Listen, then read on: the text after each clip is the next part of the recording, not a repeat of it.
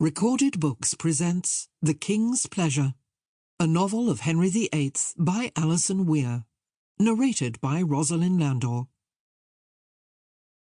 To my beautiful daughter Kate, to mark her marriage to Jason, with all my love to you both. Without discord, and both accord, now let us be.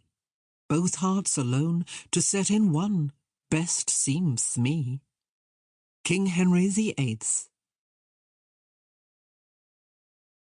Prologue. Whoever leads an auspicious life here, and governs the Commonwealth rightly, as my most noble father did, who promoted all piety and banished all ignorance, has a most certain way to heaven. King Henry VIII. He was dying. He knew it. No one had dared tell him. And why would they, when to predict the king's death was treason? But he could feel it in his bones, in the bulk of his failing body. Not so bulky now, since his flesh was hanging on him. He had not wanted food these past few days. He tried to shift in the vast bed, but even that was beyond him. How much longer must he suffer this purgatory? He, who had ever shied from illness and death. He groaned aloud, but there was no one to hear him. Only Will Summers, who was dozing in the chair by the fire. The diamond panes in the mullioned windows were rattling in the wind's battering Whitehall Palace. Outside, the Thames might be freezing over. He shivered, and not just from the chill in the room. It would not be long before he stood before the God he had so often invoked as his ally, and with whom he must soon make his peace. He had ever striven to be a virtuous man, and keep the commandments, but he had not been a good man. He saw that now, as the day of judgment approached ever nearer.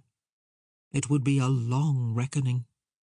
He wished that Kate was here beside him, but she was at Greenwich, where he had sent her, not wishing her to witness his final decline.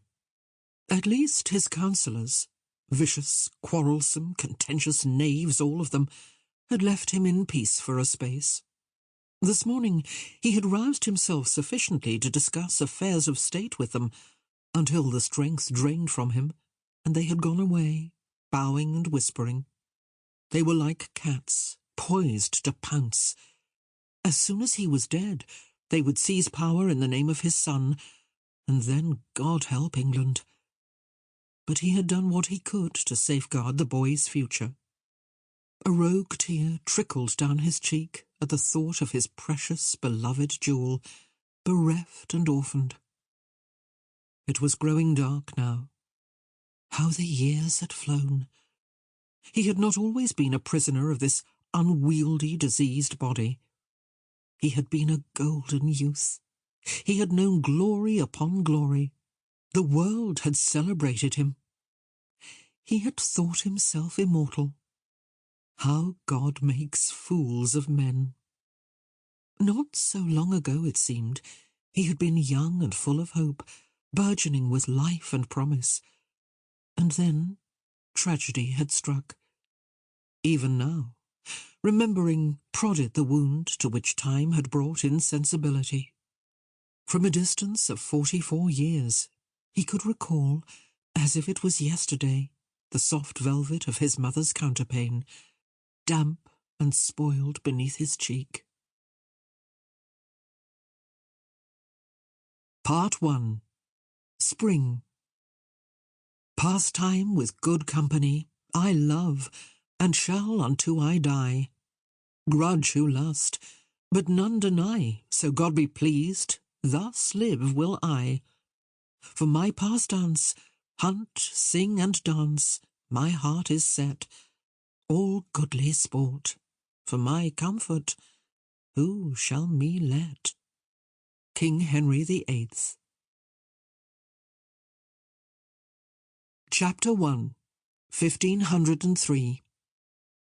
He had cried for hours. Mother, his dearest mother, was dead. It had been the most hateful, dreadful news, broken to him by Mrs. Luke, his old nurse. Not Sample complete. Ready to continue?